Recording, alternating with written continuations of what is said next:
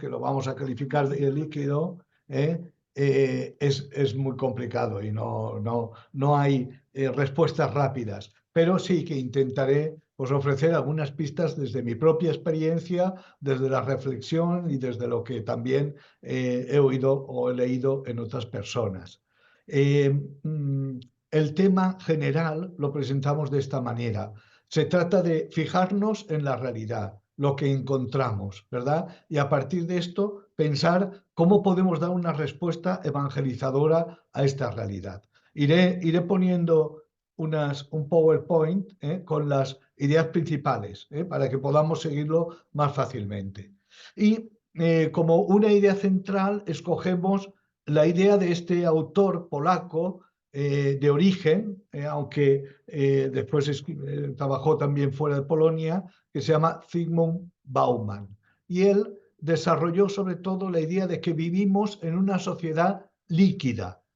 La palabra líquido es una metáfora para comprender cómo es el mundo actual. El líquido es fluido, no tiene forma definida ni fija. Y nuestra sociedad se parece a eso, es inestable, está llena de incertidumbres y por eso se puede decir que tiene este carácter fluido y volátil. Lo que voy a hacer va a ser fijarme en 4 características de este mundo en el que vivimos. Vivimos en un mundo líquido, segundo, individualista, tercero, muy plural y 4, postcristiano. Y en cada una de estas vamos a ir señalando las características que tiene este mundo, líquido, individualista, etcétera, y cuál es la respuesta que podemos dar como cristianos, como creyentes a esta realidad. Comenzamos por el mundo líquido, vivimos en un mundo líquido y comenzamos exponiendo la realidad o lo que significa esta realidad, este mundo líquido del que habla Bauman. Él dice que el mundo es líquido por 2 razones fundamentalmente. Primero, porque hay una falta de estabilidad en las relaciones humanas, de todo tipo, las relaciones sociales, las relaciones económicas y las relaciones políticas. Antes todo era, en las sociedades antiguas, todo era mucho más estable. El trabajo era para toda la vida, las relaciones políticas, ahora todo es más cambiante. Y por eso, en segundo lugar, es necesario adaptarse constantemente a los cambios rápidos y a menudo impredecibles que se dan. Por eso he puesto ahí 4 cosas. 1, no existen vínculos sólidos. Esto es un tema muy propio de una sociedad líquida. No hay vínculos sólidos. Nada me compromete para siempre. No hay una autoridad que aglutine todo. No hay valores compartidos. Todo es volátil y caduco. Por eso las relaciones se viven de manera superficial. No son para siempre. Es para ahora, para este momento. Las relaciones sólidas eran de nuestros abuelos, o el trabajo para siempre, el matrimonio para toda la vida. Pero eso ha dado paso a un mundo más precario, a un mundo provisional, en el que todo está lleno de novedades. Este autor dice una cosa que llama la atención. Dice, la familia hoy es un zombie. Un zombie, sabemos lo que es, ¿no? Un muerto viviente. El concepto de familia, tal como lo entendíamos hasta ahora, está muerto. Vive, aún quedan por ahí, pero está muerto. Y si no sé si lo podremos resucitar ante este tipo de relaciones, ¿no? Segundo, no hay vínculos fuertes, ni en lo afectivo ni en lo laboral. Él vincula mucho estas 2 cosas. En las relaciones humanas se tiene miedo a perder la libertad, por lo que nadie se anima a adquirir compromisos a largo plazo. Se imponen relaciones libres y sin ataduras, que acaban siendo relaciones de usar y tirar. Y eso provoca en muchas personas desgaste emocional y mental, sobre todo en los jóvenes.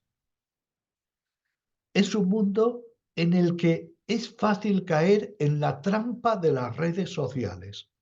Este mundo líquido se asemeja mucho al mundo virtual. El mundo virtual es líquido porque en las relaciones virtuales no existe nada constante. Ahora eres amigo, ahora dejas de ser amigo. Ahora te doy el like, ahora después no. Es decir, eh, no, me conecto y me desconecto cuando quiero. Entonces, en este mundo es muy fácil caer en esa trampa de lo virtual. Hay un filósofo bien interesante que es aquel coreano Byung-Chul Han, que es profesor en Berlín. Tiene una obra que a mí me gusta mucho que se llama No cosas. ¿Y qué son no cosas? No cosas es todo el mundo digital, que no son cosas. Y allí dice que en ese mundo digital de las no cosas, el otro cada vez está menos presente. No se ve, dice, el otro como misterio, es decir, la persona, el otro como misterio, el otro como mirada, el otro como voz, desaparece. La comunicación digital elimina el rostro, la mirada.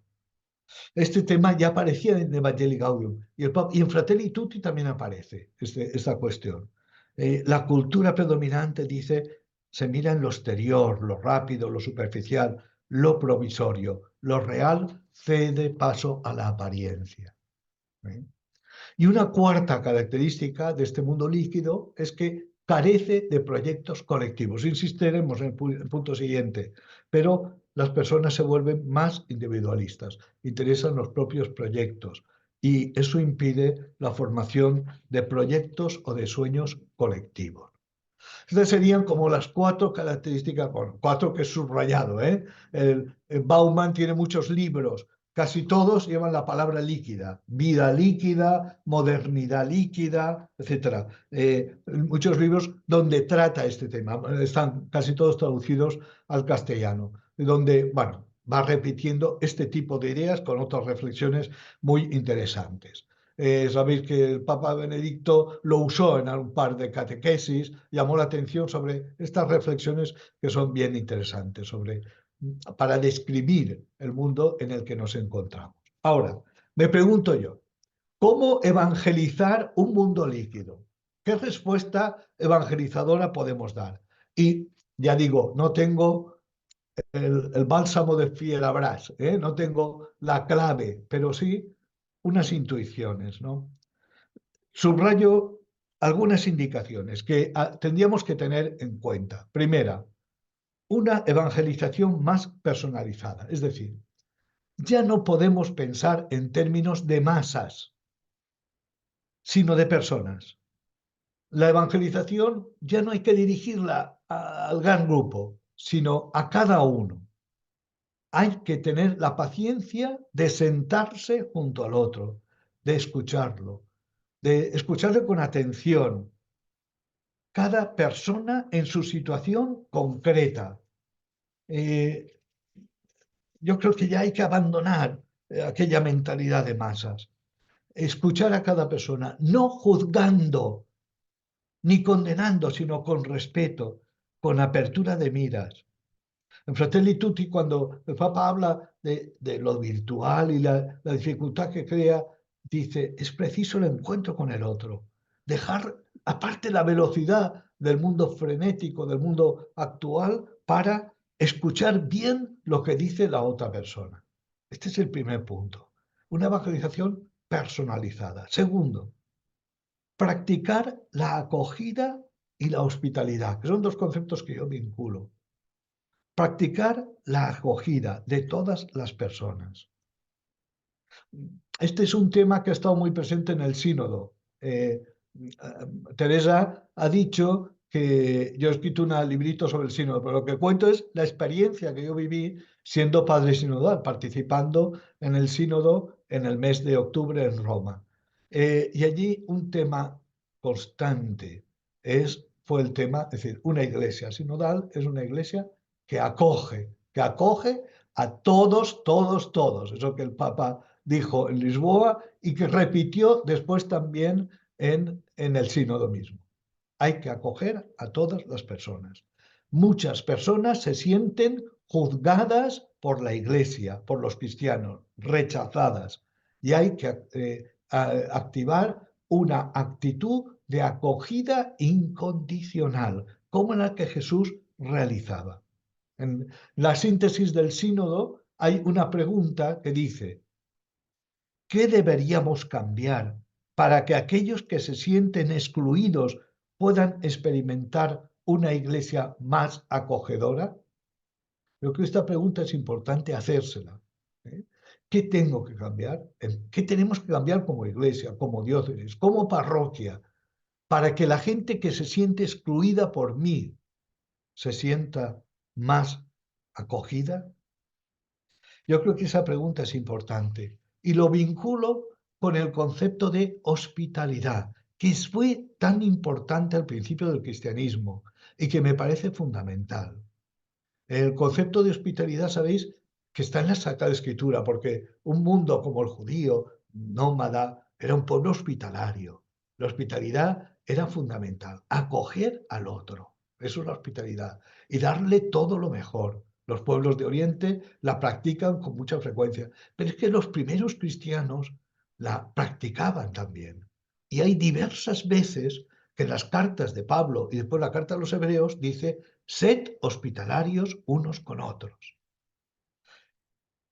En la carta a los Hebreos tiene aquel texto muy bonito que recuerda a Abraham, cuando Abraham recibió a aquellos 3 personas que le transmitieron que Sara iba a tener un hijo, ¿no? Y que el mundo oriental ve ahí un signo de la Trinidad en estos 3 visitantes.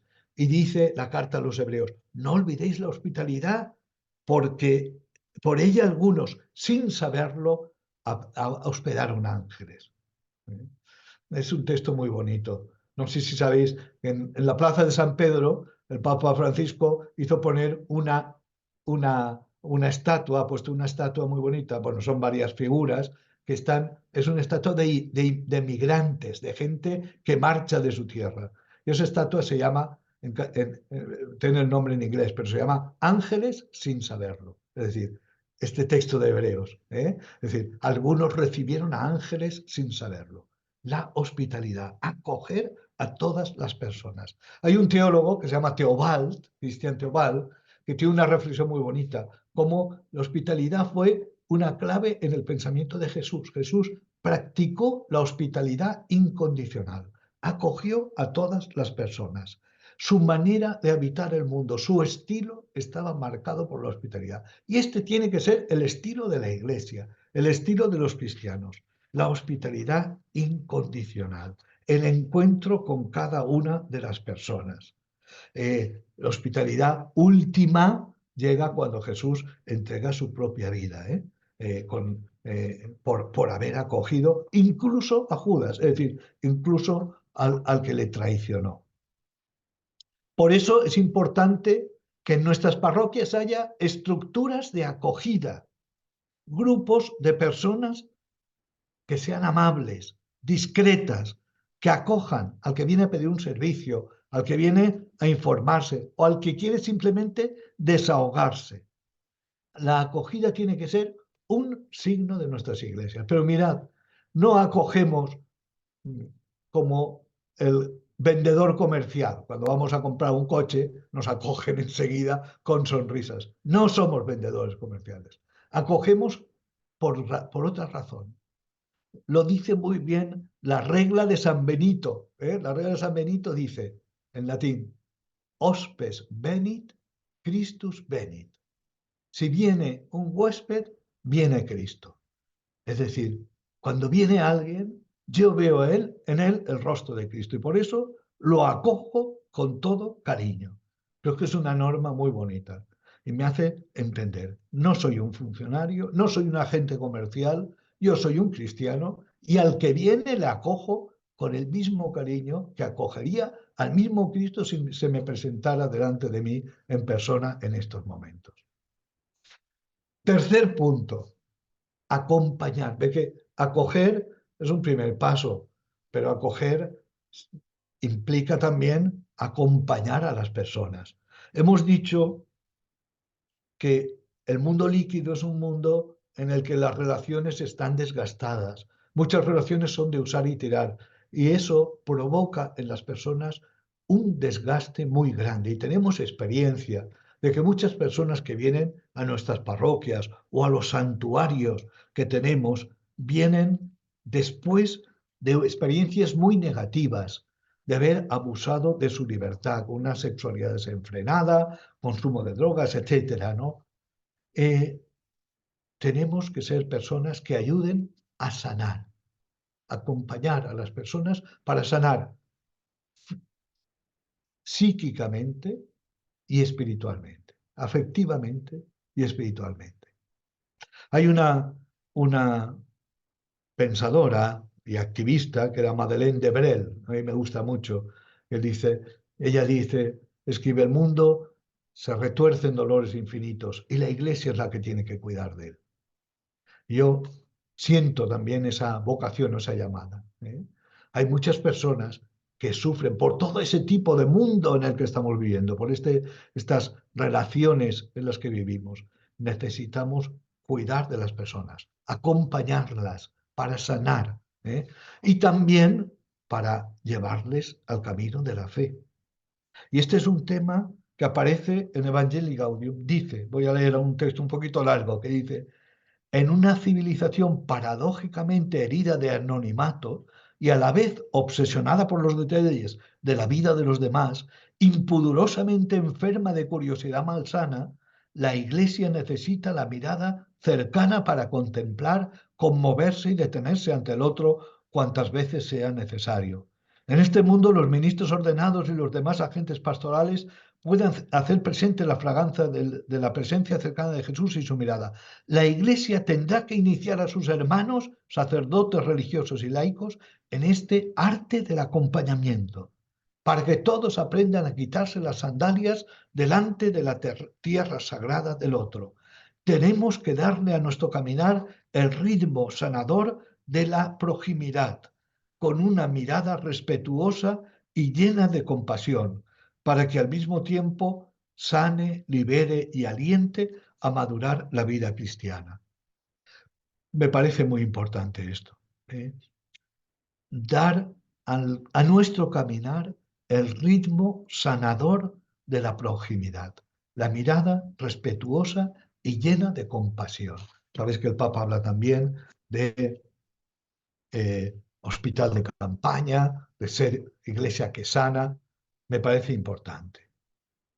Y en cuarto lugar, crear espacios de interioridad y de silencio.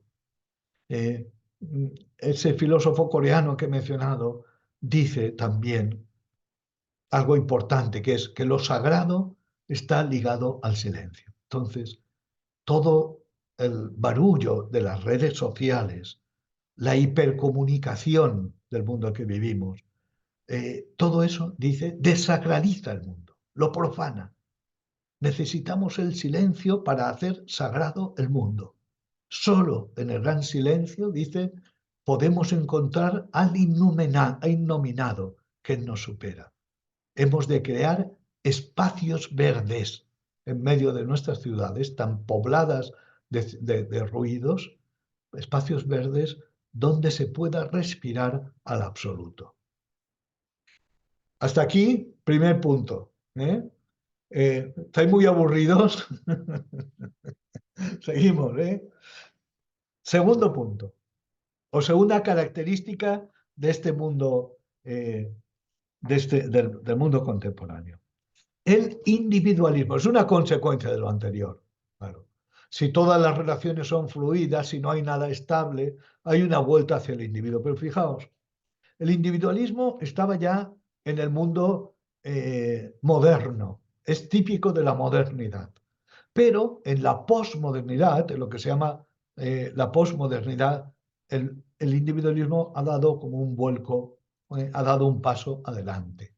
Se ha acentuado y se ha radicalizado toda aquella tendencia, porque el individualismo ya está unido al origen de la economía, al origen del tipo de sociedad en que vivimos, ya se habla de este individualismo moderno, pero en la posmodernidad es mucho más fuerte. Yo subrayo tres cosas para mostrar este individualismo fuerte en que vivimos. Uno, las personas se concentran en su realización personal. Hace ya bastantes años, un sociólogo francés que se llama Lipovetsky acaba de publicar ahora otro libro bastante interesante también, que no lo he leído aún.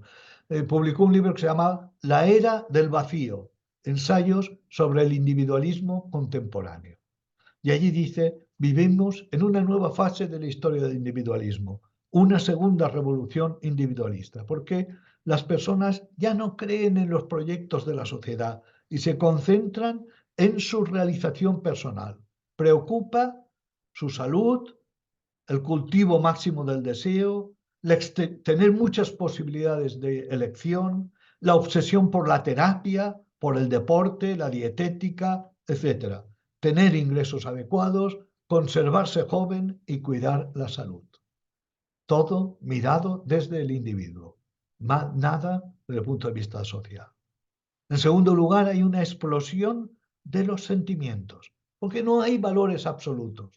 Todo es lo que a mí me gusta o no me gusta, like o no. La ética queda reducida a sentimientos. No hay barreras morales. Nada está prohibido. Es decir, a un racionalismo muy fuerte que había en la modernidad le sucede un subjetivismo. Se dice también, es la era de lo light. Todo es débil, condicionado. Yo ahora aquí pienso esto, pero después puedo pensar de otra manera. Hay un autor italiano está ahora en Doctrina de la Fe también, se llama Armando Mateo, y él escribió un librito que se llama Convertir a Peter Pan. ¿Y qué es lo que dice? Pues él caracteriza y dice, estamos en la sociedad de Peter Pan. Peter Pan es el niño que no quiere crecer, quiere ser siempre niño. Pues vivimos en una sociedad de niños o de adolescentes, una sociedad muy individualista, que piensa solo en sí misma. Dice él, se impone cada vez más un individuo narcisista y ególatra, cada vez más cínico y manipulador. Ningún término mejor para definirlo que Peter Pan, el niño que no quería crecer y que hoy ha encontrado un alojamiento confortable en el corazón de muchos adultos. La cultura posmoderna acentúa esa libertad sin límites, como una liberación de todo lo anterior, sin represiones, y favorece el hedonismo, el cultivo de las emociones y los sentimientos. Y en tercer lugar, claro, el individualismo va unido a una crisis muy fuerte de las instituciones. No hay ningún vínculo fuerte, todo eh, son los individuos lo que marca todo. Por eso, mirad, hay una desconfianza fuerte en la política, con la sospecha continua de que el político me engaña. Desconfianza de todas las instituciones internacionales, tipo ONU, Fondo Monetario, de lo que después de la crisis del año 2007, que han crecido populismos que exacerban las actitudes defensivas, actitudes excluyentes, antisolidarias e individualistas. Y eso que se vive a nivel social también se vive a nivel de iglesia. Cada vez más se desconfía de las instituciones como la iglesia. Hay cada vez un abismo entre lo que piensan los individuos y la doctrina oficial de la iglesia. La iglesia se entiende a veces como una entidad que presta servicios para unas necesidades que tengo yo personalmente, pero se pierde la vivencia comunitaria de la fe. Hay un primado de la religión. Muchos también han hablado de que en el mundo religioso muchas personas viven una especie de bricolaje espiritual, ¿no? El individualismo tiende a que yo me arreglo mi propio mundo y mis propias creencias. De manera que la gente puede creer cosas que desde el punto de vista racional son contradictorias.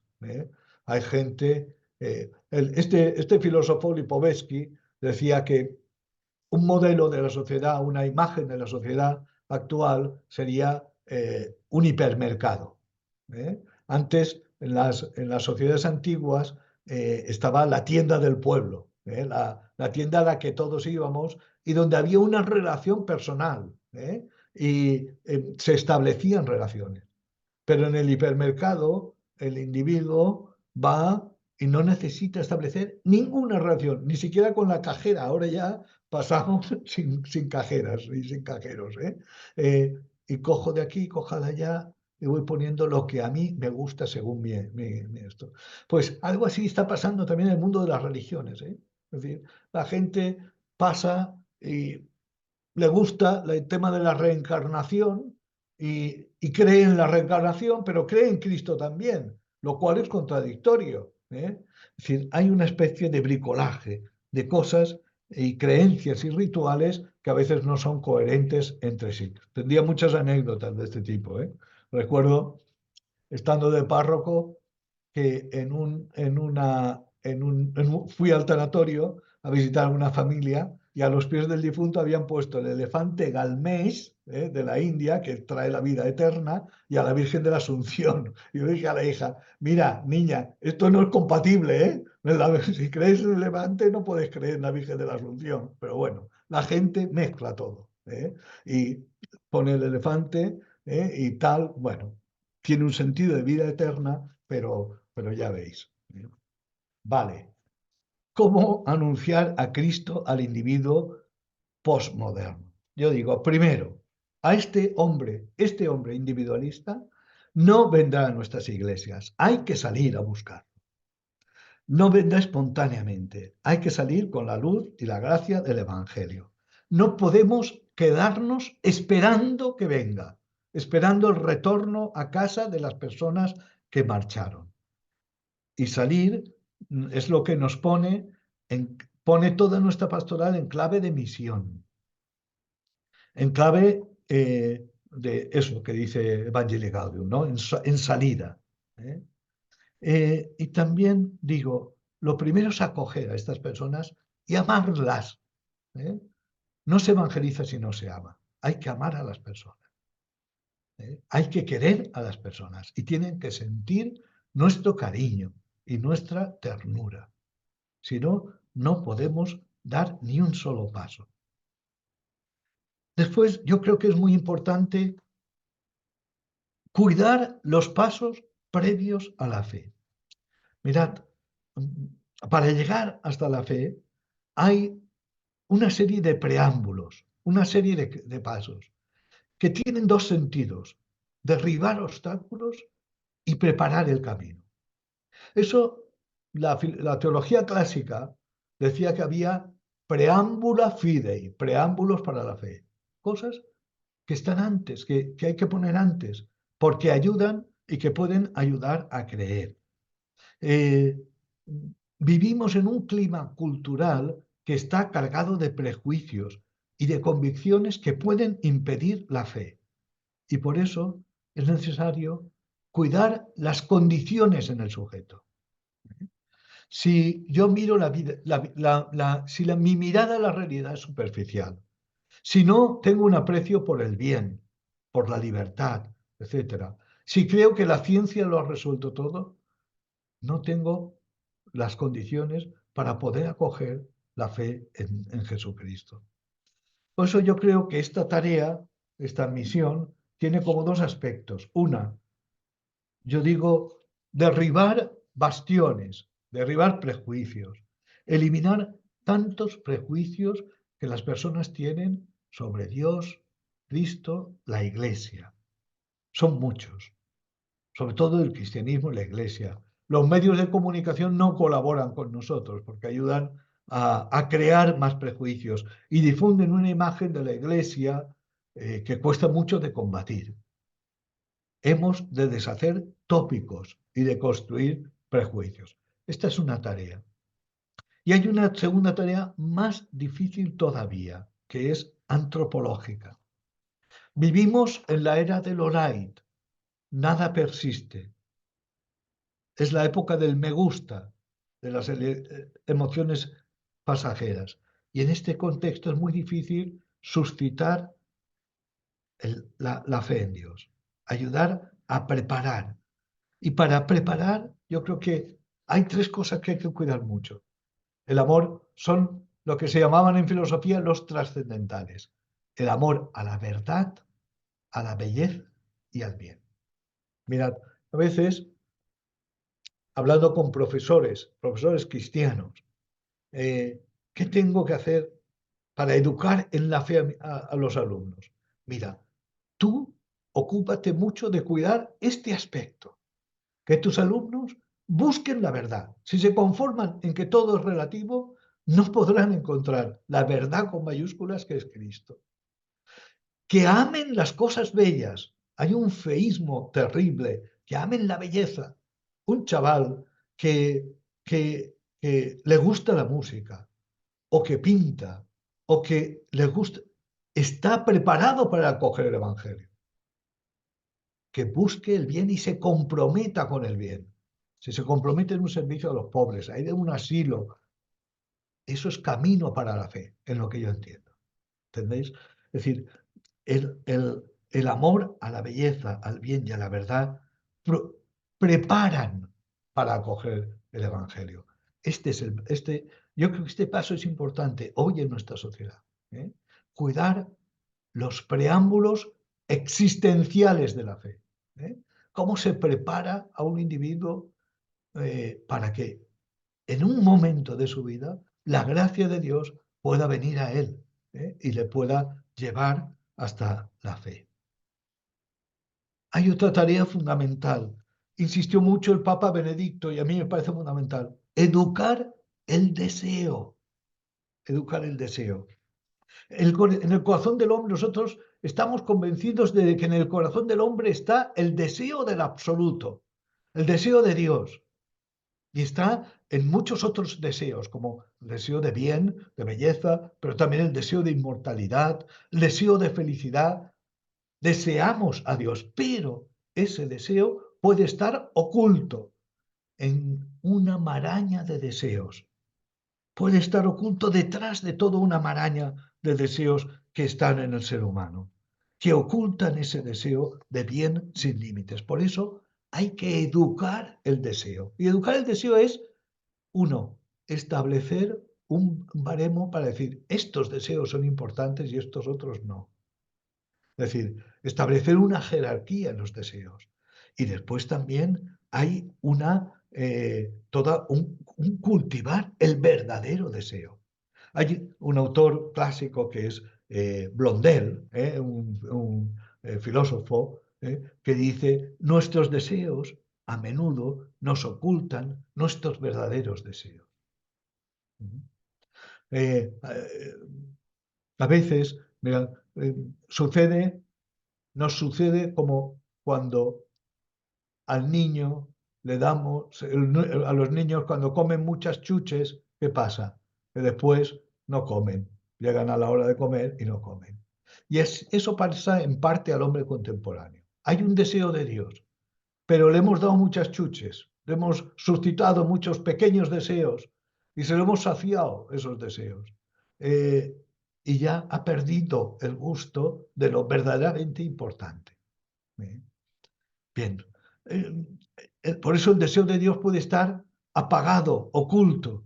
¿Eh? El hombre puede haber buscado compensaciones que le ayuden a pagar el ardor. ¿Eh?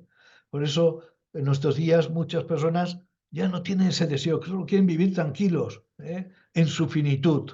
Incluso en los creyentes falta este temple vital. Por eso una pedagogía del deseo, educar el deseo en los jóvenes, en nosotros mismos, para desear las verdaderas cosas, las cosas verdaderamente buenas. Cuarto, yo creo que un camino privilegiado es,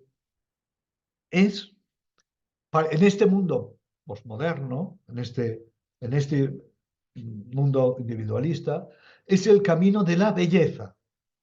Lo que se llama la vía pulcritudinis, la vía de la belleza, para anunciar el Evangelio, porque el encuentro con la belleza puede llevar a la búsqueda de Dios, dispone al encuentro con la belleza eterna.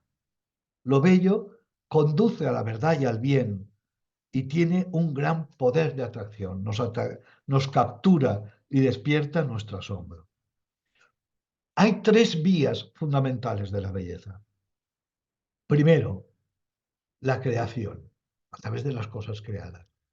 Podemos, lo sabemos, podemos, a partir de la belleza sensible, aspirar a la belleza del Creador.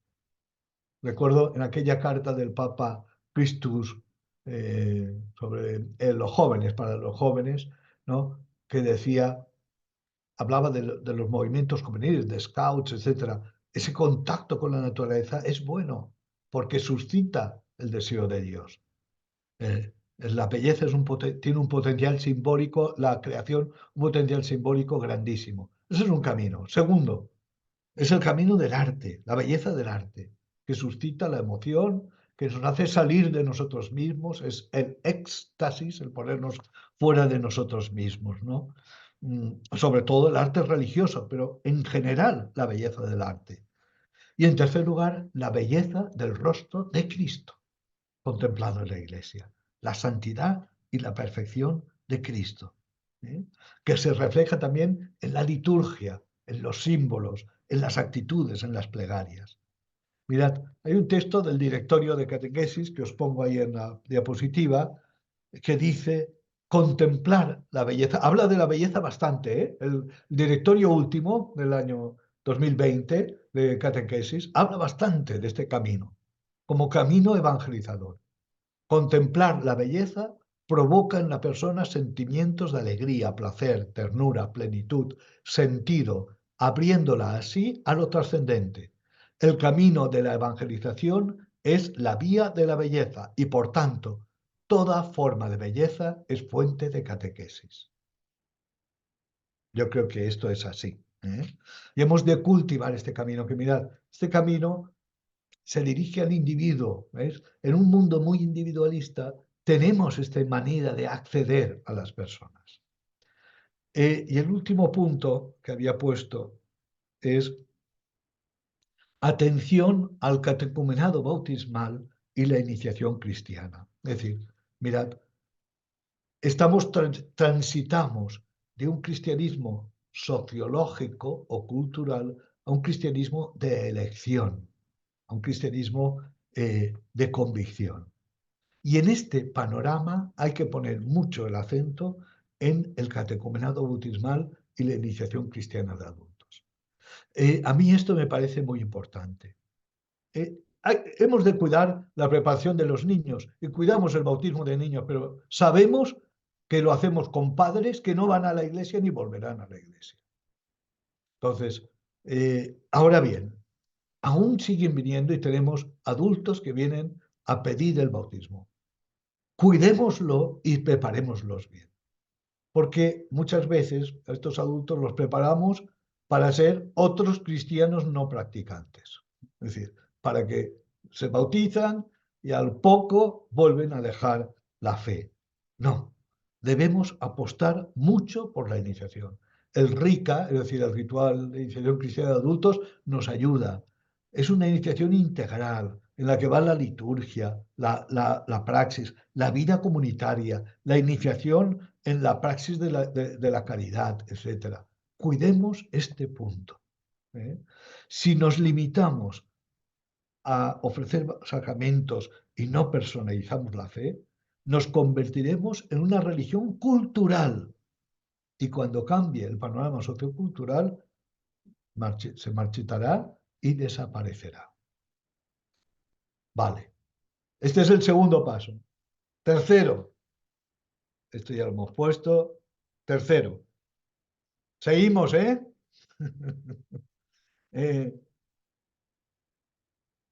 Vivimos en una sociedad, además de ser líquida, individualista, es muy plural. Y ahora vamos a poner el acento en este pluralismo tan grande que vive nuestra sociedad. Nuestras sociedades hace 40 años, la sociedad española, no, era bastante unívoca, bastante, pero ahora percibimos un mundo muy plural. Salimos a la calle y enseguida vemos gente de otros países, de otras culturas, de otras nacionalidades, de otras religiones, ¿eh? Estamos en la época de la globalización, ¿no? un sociólogo, McLuhan, dice, vivimos en una aldea global. El mundo se ha convertido en una pequeña aldea. Esto es un pequeño pueblo y aquí todos nos conocemos, todos lo sabemos de todo y opinamos de todo, de todas las cosas.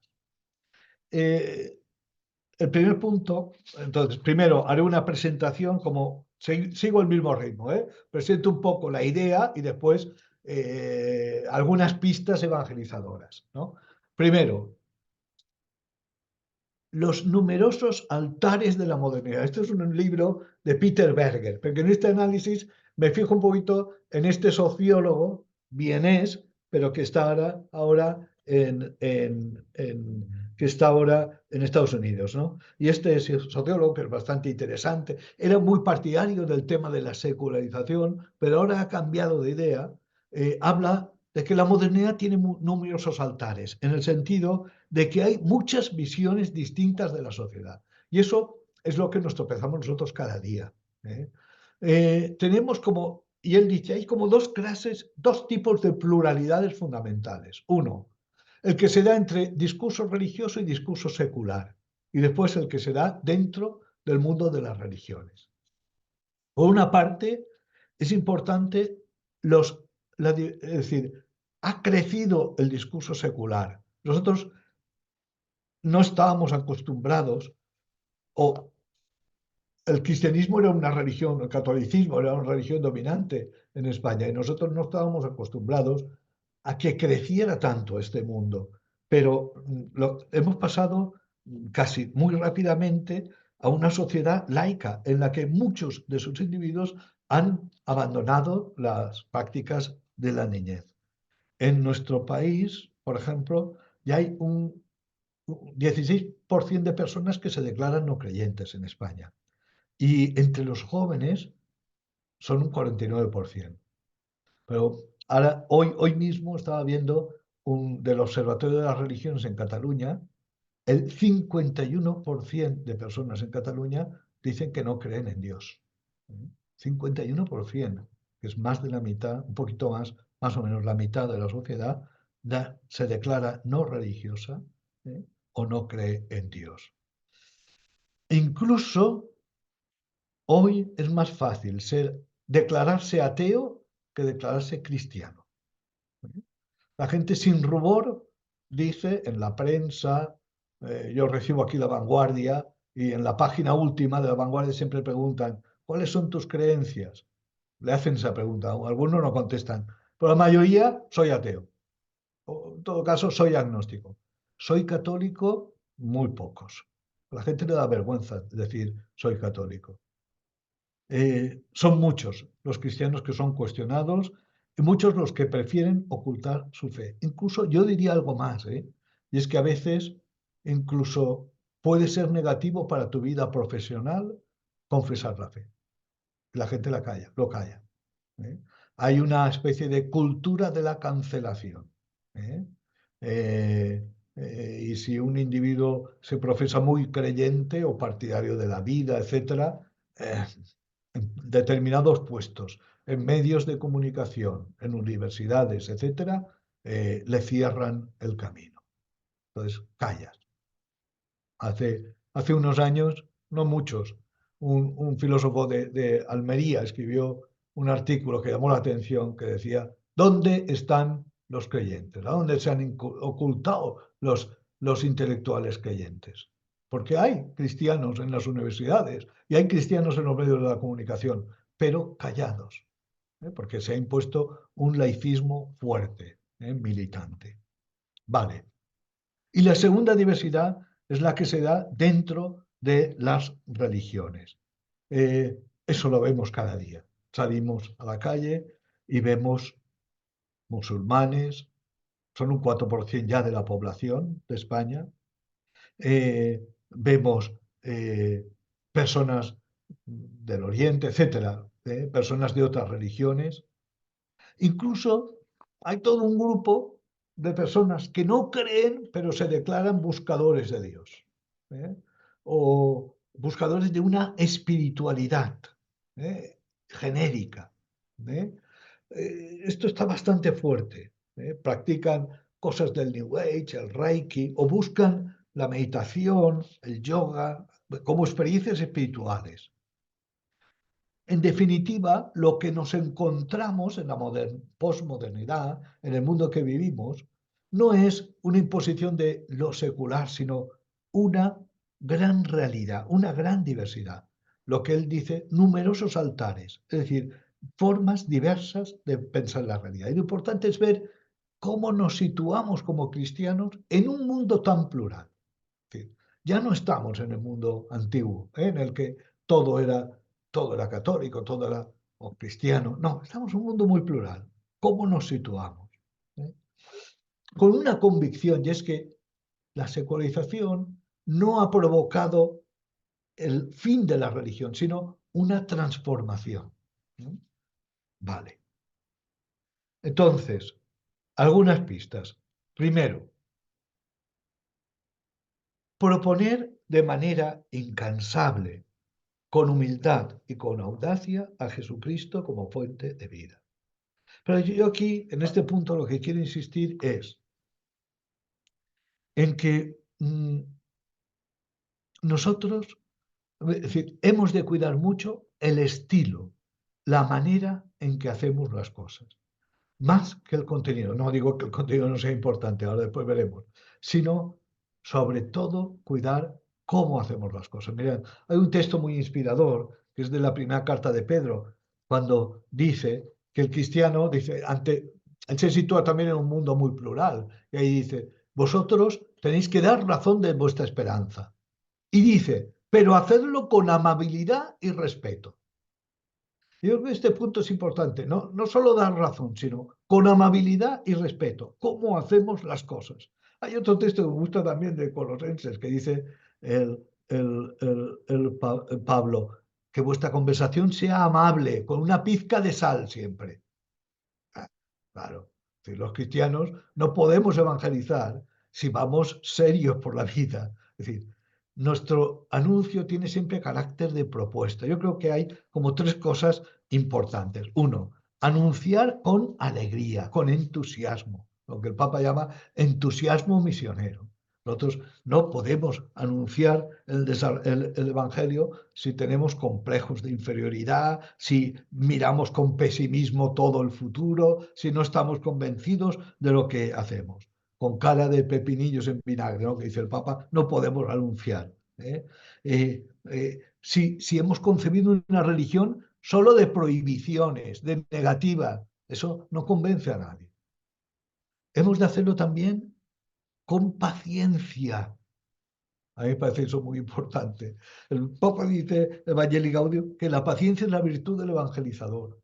Hay que tener paciencia. El Evangelio nos habla continuamente de esa paciencia, como el labrador, como el tal, que espera paciente el fruto. Y a veces nosotros sabemos que no lo recogeremos.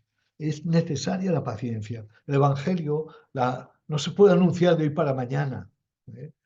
Tiene que calar en el corazón humano. Necesita tiempo para que las personas vayan cambiando su conducta y vayan acogiendo el Evangelio. Y creo que es también importante la audacia a la hora de la parresía, ¿no? Que llamaban los antiguos, que está en el libro de Hechos tanto, ¿no? No estar acomplejado, manifestar públicamente la nuestra fe sin miedo al ambiente secularista que nos envuelve. Y sobre todo hacerlo con un respeto exquisito a la conciencia del otro.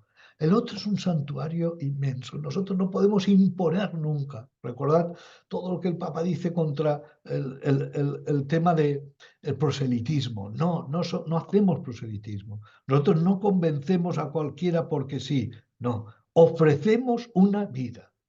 Y lo hacemos con un estilo de diálogo, como el que Jesús tiene con la samaritana, como el que tuvo con los discípulos de Maús. Nosotros dialogamos, escuchamos y nos mostramos cercanos a las personas y les mostramos lo que sabemos, la luz del Evangelio, la luz de Cristo.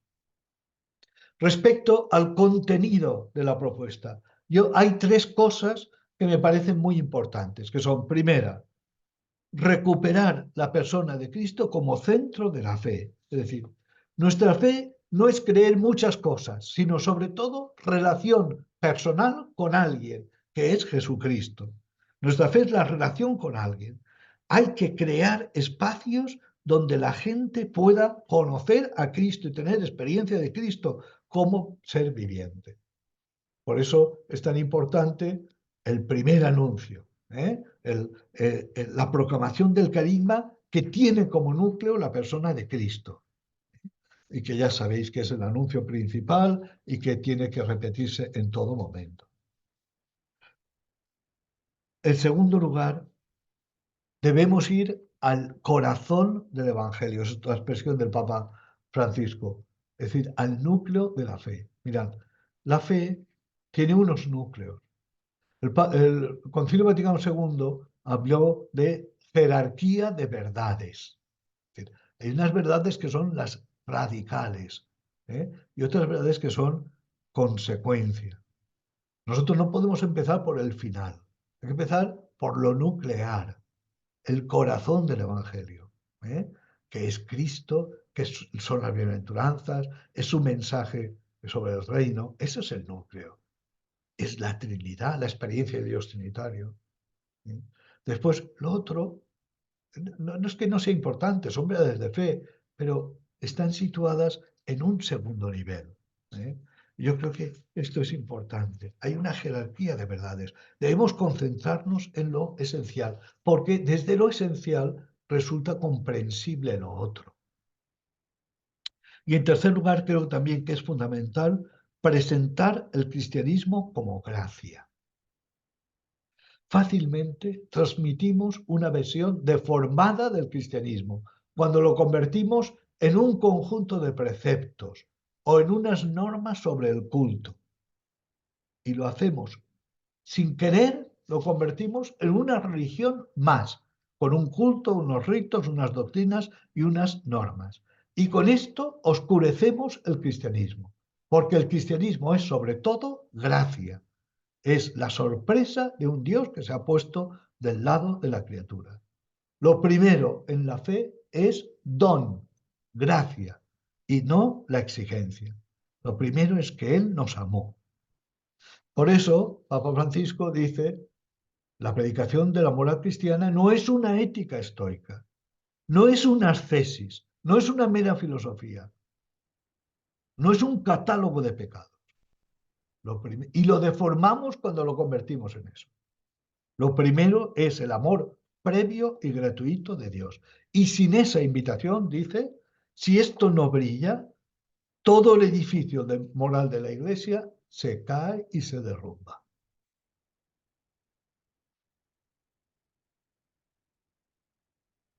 A ver, tercero, el objetivo de nuestro anuncio es conducir al encuentro de Cristo.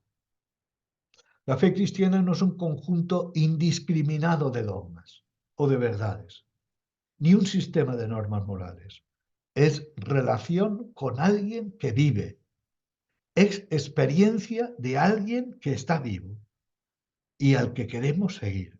Por eso, nuestras catequesis, las homilías, los testimonios, todo debe conducir al encuentro de las personas con Cristo, para que experimenten su amor, para que decidan seguirle y cultivar su estilo de vida. Por eso se llama mistagogia, técnicamente. Nuestras catequesis, nuestra predicación ha de ser mistagógica. Mistagogia es dar la mano a alguien para llevarlo al encuentro de otro. Hemos de facilitar ese encuentro con Cristo. Pero fijaos, ese encuentro siempre tiene un carácter sacramental. Nosotros a Cristo no lo vemos a través de los sacramentos. El sacramento de la Escritura, el sacramento del hermano, el sacramento de los sacramentos de la Iglesia, ¿no? De la Eucaristía, etc. Por eso, conducir al encuentro es iniciar a un mundo que es sacramental, que es signo. Vale. En un mundo plural, me parece que es también muy importante estar abiertos al diálogo. Hemos de ser hombres. El cristiano ha de ser un hombre y mujer de diálogo con todos. frente a una concepción de la Iglesia como una sociedad monolítica, que vive cerrada en sí misma, debemos subrayar que es deber de la Iglesia al dialogar con todos, para favorecer el diálogo con todos los hombres. Mirad, hay un texto del Concilio Vaticano II que a mí me gusta mucho. Incluso hace muchos años escribí un pequeño artículo sobre este texto que dice: la Iglesia camina a través de los siglos hacia la plenitud de la verdad hasta que se cumplan plenamente en ella las palabras de Dios. Sí. Como Iglesia, no podemos decir que tenemos toda la verdad, solo la verdad y nada más que la verdad, y no necesito escuchar a nadie más. No, no, no, no, no, no, no. Soy caminante y camino con toda la humanidad. La Iglesia camina a través de los siglos hacia la plenitud de la verdad. Yo tengo la verdad es Cristo, sí, pero el que la verdad sea Cristo no quiere decir que yo la haya asimilado, ni que la haya comprendido. Necesito dialogar con todos. Necesito escuchar a todos. Por eso la Iglesia apuesta siempre por el diálogo. Y le parece que es fundamental.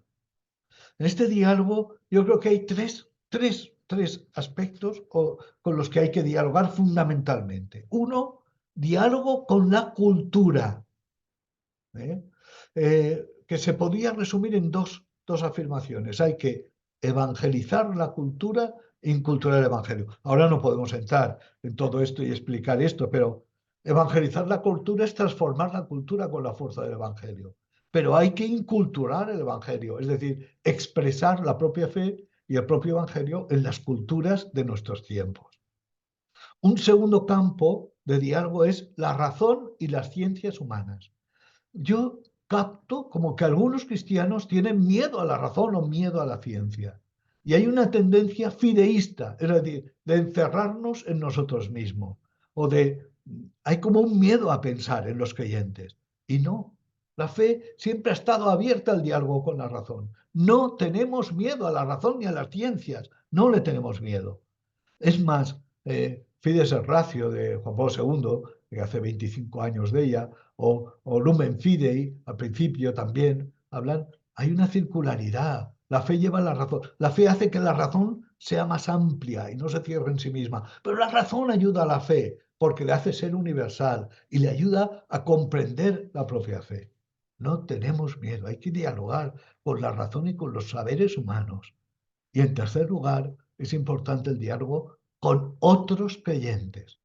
Por supuesto, con los cristianos de otras confesiones, pero también con los hombres de otras religiones. Con los cristianos de otras confesiones porque para nosotros son creyentes y son bautizados como nosotros. No podemos rechazar ese diálogo. Es fundamental. Y con los hombres de otras religiones porque reconocemos que estamos unidos en la búsqueda de la verdad y en el intento de responder a las grandes preguntas que plantea la condición humana. Por eso el concilio dice que las religiones hay que reconocerlas, guardarlas y promoverlas en los bienes espirituales y morales que contienen. Vale, espera, ¿dónde estábamos? Estábamos ahí. Y esto, y un último punto, es sin renunciar, es decir, hemos de estar en diálogo con todos, y eso no significa sin renunciar a la presencia pública. La fe no puede ser reducida a la intimidad de nuestros templos, de nuestras conciencias o de nuestras sacristías. Tenemos una propuesta que hacer a la sociedad. Los cristianos no queremos dominar la sociedad, pero nuestra voz no puede ser callada. Tampoco nos resignamos a que se privatice nuestra fe. Deseamos que nuestra experiencia se inscriba en el tejido social, no debido a nuestro poder, sino a la aceptación libre de la propuesta que realizamos a partir de nuestra fe. Y por eso es muy importante alentar la presencia de cristianos en la vida pública. Y este es un tema que creo que dejamos a veces de lado. Nosotros, como párrocos o en nuestras iglesias, nos preocupamos de que necesito catequistas, necesito gente en el coro. Y necesitamos gente que esté comprometida en la vida pública, en la política, en la economía, en la cultura, para llevar ahí la semilla del Evangelio. Y hay que apoyar a esta gente, ¿eh? Porque a veces se sienten muy solos y así lo confiesan muchas veces. Bueno, vamos adelante, ¿eh? Último punto, ¿eh? Estaréis cansados a esta hora. No, vamos muy bien, don Francisco. Vale, Está vale, muy vale, interesante. vale. Último punto. Vivimos, además de todo eso que hemos dicho, de esta sociedad que es eh, líquida, individualista, plural, también es una sociedad post-cristiana. Eh, vivimos después de una cultura cristiana. La secularización es muy fuerte, sobre todo en las sociedades occidentales.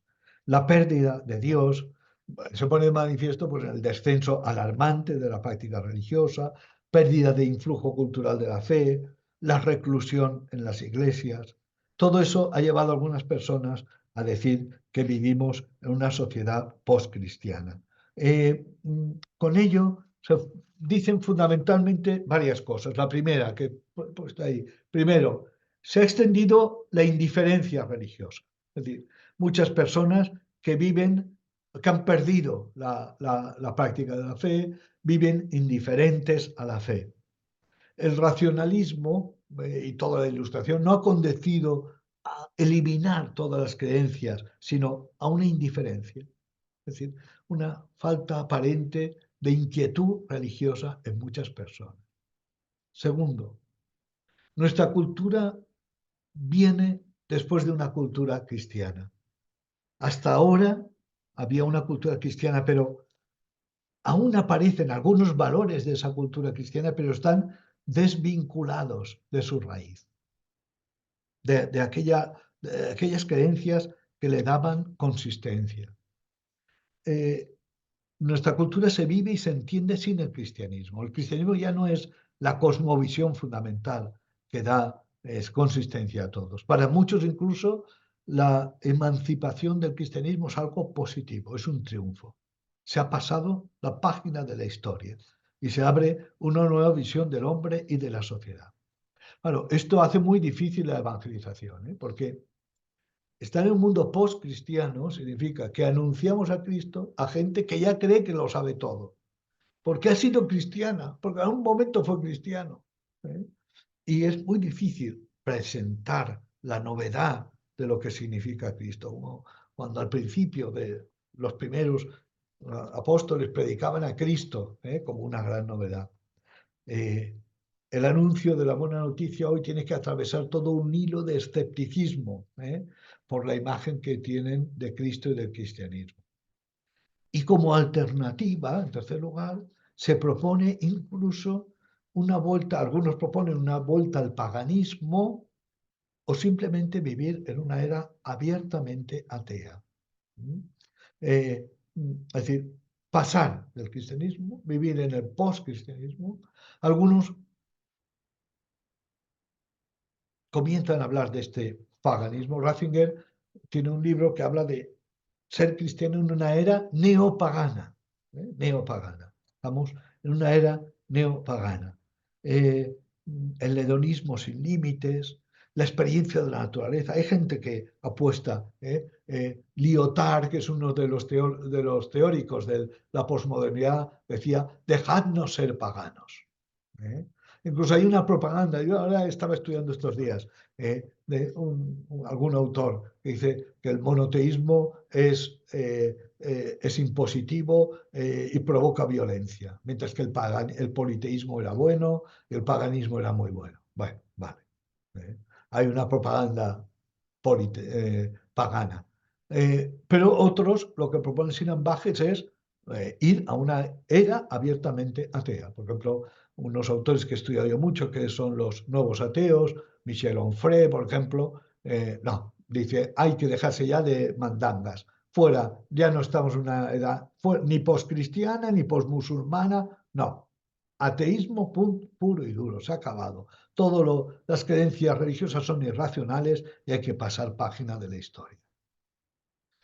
En este panorama hay dos cosas que conviene destacar. Uno, y que llaman la atención, ¿no? En este mundo post-cristiano, pues sin embargo hay dos cosas que llaman la atención. Una, la persistencia de la religiosidad popular. Es decir, a pesar de la baja asistencia a las manifestaciones de culto, la religiosidad popular, como la Semana Santa que estamos a punto de vivir, no en todos los lugares de España, pero sobre todo en el sur, centro, continúa teniendo fuerza. O unas peregrinaciones, la celebración de los patronos. Es decir, la religiosidad popular tiene un cierto gancho. Para muchos ha sido como un dique de contención de la secularización tan fuerte que vive en nuestra sociedad. Y el segundo elemento es ese redescubrimiento de la dimensión espiritual del ser humano. Lo he dicho antes, ¿no? Esa búsqueda de Dios, del absoluto, de una sabiduría, una espiritualidad que se busca fuera de las religiones institucionalizadas. Pero hay un deseo de algo espiritual en el ser humano. Un teórico de este tema dice, para muchos, religión es símbolo de algo institucionalizado y espiritualidad está libre de estas connotaciones. En estos artículos de La Vanguardia que he dicho antes, en esas contraportadas, hay muchos que dicen, no creo en Dios, pero soy espiritual. O creencias, busco una espiritualidad. Y eso no les da vergüenza. Es decir, eso parece que es políticamente correcto. Es decir, yo soy una persona espiritual, pero no religioso. No soy de ninguna religión en concreto. Pero bueno, tenemos ahí estos dos elementos. Hay gente que sigue buscando una espiritualidad y sigue habiendo esa religiosidad popular. Vale. ¿Cómo anunciar a Cristo en este mundo postmoderno, postcristiano? Yo, bueno, sigo el mismo método de presentar como algunas indicaciones. Primero, creo que es muy importante entrar en diálogo con el hombre contemporáneo para plantear las preguntas fundamentales y ofrecer esperanza.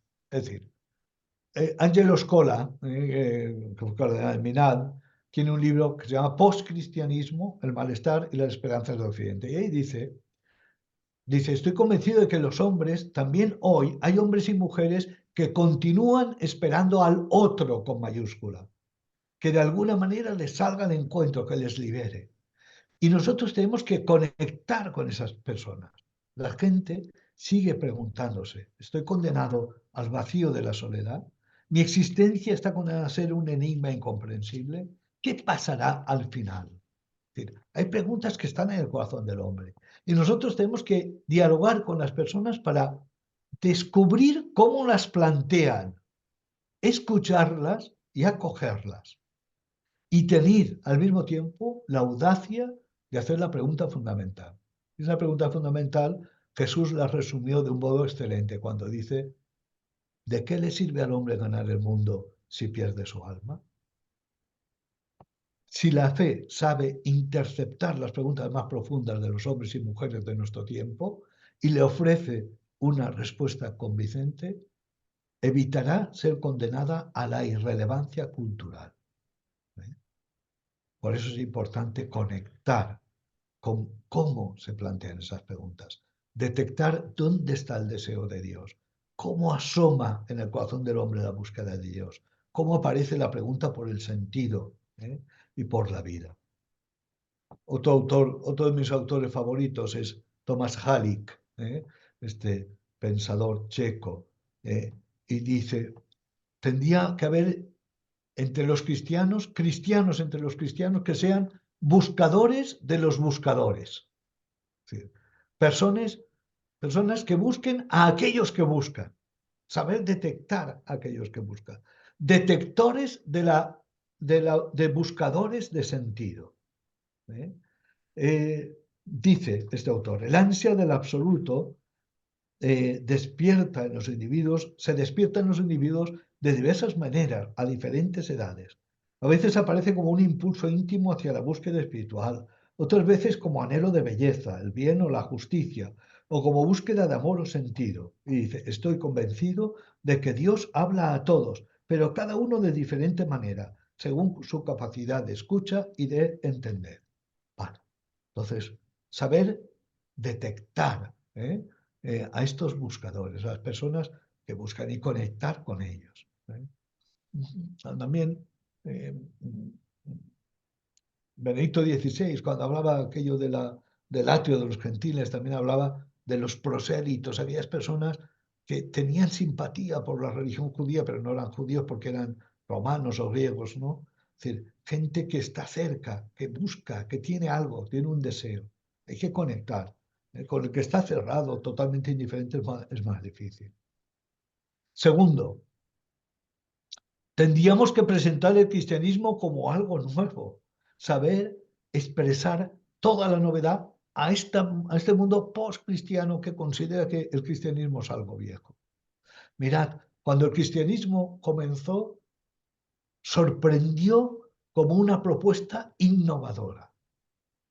Y esto es lo que hemos perdido en gran parte de nuestro tiempo. Jesús, sabéis que en el Evangelio a Jesús muchas veces se dice, esto es nuevo, esta doctrina es nueva, y la manera en que hace las cosas. Pero después Pablo dice que para acoger a Cristo hay que ser hombres nuevos. Es decir, los primeros cristianos tenían esta sensación y en el mundo de aquella sociedad decadente del Imperio Romano y grecorromano, ¿no? Sonó como algo nuevo el Evangelio, como una propuesta inusitada. Y en parte las comunidades cristianas eran atractivas porque ofrecían un nuevo modo de vida, una existencia nueva. Hay un autor que ha hecho una reflexión sobre esto, que es Francisco, no me sale ahora el nombre, es de Francesc Ramis, de Mallorca, que tiene sobre cómo se evangelizó, cómo se comenzó la evangelización, y habla de la novedad que suponía, ¿no? La novedad del Evangelio. Nosotros hemos de presentar también toda esta novedad, es decir, contrastar lo que ellos piensan del Evangelio con lo que es en realidad. Lo contrastar y mostrar la novedad del Evangelio. El Papa Francisco, en el Evangelii Gaudium, dice, él, Jesús, siempre nos sorprende con su novedad y puede renovar nuestra vida. Hemos de romper, dice, los esquemas aburridos con los que pretendemos encerrarlos y dejar que nos sorprenda. Y por eso habla de recuperar la frescura del Evangelio, de ofrecer nuevos caminos, métodos creativos. Hemos de ofrecer esto. Yo creo que esto es importante. Tercero, que la iglesia sea casa y escuela de oración. Mirad, hemos dicho que hay personas que buscan, que desean una espiritualidad, pero fijaos, pues desean una espiritualidad, pero no vendrán a la iglesia a buscarla. Y nosotros tenemos una tradición extraordinaria de espiritualidad y de oración, desde los padres del desierto, los orientales, pero no sé, una Teresa de Jesús, un San Ignacio, con unas vías espirituales extraordinarias, pero no vendrán a nosotros. Van a buscarlas al New Age, van al yoga, o no sé aún. Hay un deseo de mística. Y por eso es importante que la Iglesia sea percibida como maestra de espiritualidad. Pero eso también significa que haya cristianos, religiosos, laicos, curas, que sean maestros de vida interior, maestros de espiritualidad. Para esas personas que buscan. Quizá hemos insistido mucho en la moral, en la doctrina, y la gente no acude a nosotros para buscar lo espiritual. Andrea Riccardi, dice que en este mundo fluido de las personas que están abiertas a una espiritualidad, no basta con ofrecer las instituciones de la Iglesia que parecen demasiado rígidas, sino que hay que crear espacios, dice, de encuentros espirituales, carismáticos, relaciones personales, situaciones que vayan más allá de lo dicho o de lo hecho, para que las personas puedan captar todo el potencial espiritual que tiene la Iglesia. Yo creo que aquí también es muy importante cuidar las celebraciones litúrgicas, cuidar la liturgia, para que transmita la espiritualidad y toda esa dimensión del misterio de Dios que vivimos. Cuarto, la religiosidad popular nos puede ayudar. Pablo VI decía que en la religiosidad popular se refleja la sed de Dios que solamente los pobres y sencillos pueden conocer. El Papa Francisco, en Evangelii Gaudium, da una clave para mí muy importante que dice: hace falta acercarse a ella con la mirada del buen pastor que no busca juzgar sino amar. Mirad, si nos sentamos ahora nosotros a juzgar la religiosidad popular, seguro que vemos muchos defectos, las cofradías, las peleas que hacen, no sé cuánto, tal, muchos defectos. Pero hay que acercarse no con la mirada del que juzga, sino con la mirada del pastor que busca amar. Esta debe ser nuestra actitud, porque solo, dice también, desde la connaturalidad que da el amor, podemos apreciar la piedad de esas personas que la viven ahí. Entonces, como he dicho antes, para muchos la religiosidad popular ha sido como un dique de contención, que ha ayudado a muchas personas en su camino a la fe. Entonces, hay que purificarla, hay que catequizar la religiosidad popular, pero no se puede despreciar. Y es un punto de apoyo bueno para la evangelización.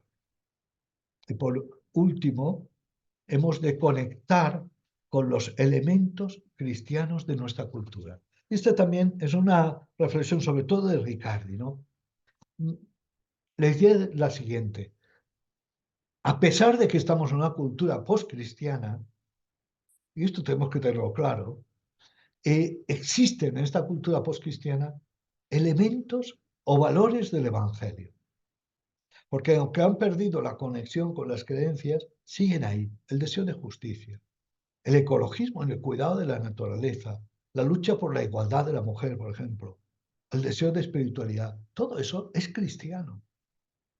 Y nosotros tendríamos que conectar con los elementos cristianos que están en la cultura.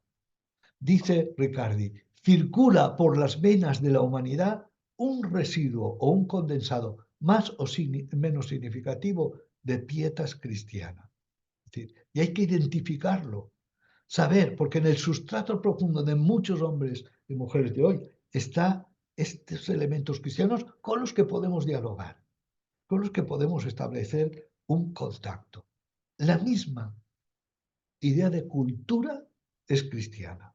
Esto ya Rahner decía, la moral de nuestro tiempo, el deseo de libertad, el deseo de dignidad de la persona, no son elementos cristianos, ¿ya? Pues sí, hay elementos cristianos. Entonces, podemos aspirar a conectar con ellos. Y acabo ya, ¿eh? Estáis cansados, yo también. Teresa, me estás forzando aquí, ¿eh? No, no, anem molt bé. Ah, ya. Estic, estem Acabem. disfrutant molt. Último punto, ya después de estas cuatro, ahora insisto en esto, simplemente insistir en decir, lo que necesitamos son personas y comunidades que transmitan la alegría de vivir, del Evangelio. Es decir, todo esto es interesante, todo conectar con la cultura, etcétera, pero no podemos pasar primero, sin personas que vivan la vida nueva del discípulo. Hemos dicho anunciar la novedad del Evangelio, pero lo primero es vivir esa novedad del Evangelio. Sin eso, no hacemos res, no hacemos nada. Hombres y mujeres que vivan la vida del discípulo. Solo hombres nuevos son capaces de sembrar la semilla del Evangelio. No se puede dar razón de la fe solo con argumentos. Eso no vale. Hay que hacerlo de manera existencial. Hacen falta testigos, personas que anuncien la fe desde sus propias vivencias. Convence el testimonio personal. La alegría con la que vivimos nuestra fe. Un gesto de cariño con las personas, con un anciano, dar de comer a un enfermo, una caricia, la apuesta por la fraternidad, Todo eso convence. La luz de la fe, la gracia de habernos encontrado por Cristo, la alegría, eso, se irradia. Por eso decía el Papa Francisco, Lumen Fidei, la fe se transmite por contacto de persona a persona. Nosotros no podemos dar el don de la fe a las personas, pero podemos compartir nuestra experiencia, contagiar el entusiasmo que nos suscita haber encontrado a Cristo. Y, dice una pensadora francesa, reenviar al núcleo secreto de toda nuestra existencia. Es decir, llevar a que la gente se pregunte, ¿y por qué esta persona vive así, feliz? ¿Por qué vive y practica el amor de esta manera? Y es necesario también vivirlo de modo comunitario. Bueno, no he insistido, podríamos haber hablado más de este tema, pero a mí me parece fundamental. En ese mundo plural, tan plural, la comunidad es fundamental. En ese mundo individualista, vivir la fe comunitariamente es decisivo. Y como comunidad, nuestra tarea es remitir a Cristo, hacer que resplandezca Cristo para los demás. Necesitamos esas comunidades vivas, abiertas, atractivas, por la escucha de la palabra, por la celebración de los sacramentos, comunidades fuertes, conscientes del tesoro que lleva entre sus manos. Y acabo con esta reflexión. No quisiera que todas estas características llevaran a pensar negativamente de nuestra sociedad. No. Cuando he señalado a un mundo líquido, individualista, plural, postcristiano, no es para decir todo está muy mal, no. Es para mostrar la realidad. Yo no echo de menos la sociedad de hace 40 o 50 años, no la echo de menos. No quiero vivir en aquel mundo, vivo en este. Y este mundo es el que tengo que evangelizar. No se trata de lamentarnos y echar de menos una época de cristiandad, sino de afrontar con esperanza el reto de anunciar el Evangelio en un mundo que sabemos que es postcristiano, plural, individualista y líquido. El fin del cristianismo sociológico puede ser una ocasión para vivir otro cristianismo, más personal, más consciente, más libre. Hemos de vivir el presente como un kairós, una gracia, una oportunidad para cambiar y avanzar. El cristianismo no ha agotado su capacidad de fascinación, sigue teniendo que ofrecer mucho al hombre contemporáneo. Es el momento de la creatividad para la evangelización, de discernir en común y explorar nuevos caminos y de perseverar en la tarea. Hasta aquí, muchas gracias. Muchísimas gracias. Muchas gracias, don Francisco. Magistral, yo es que estaba aquí jugada. Bueno, seguro que tenéis preguntas que hacer o cosas que comentar. Porque como he dicho tanto y he hablado tanto. Si puede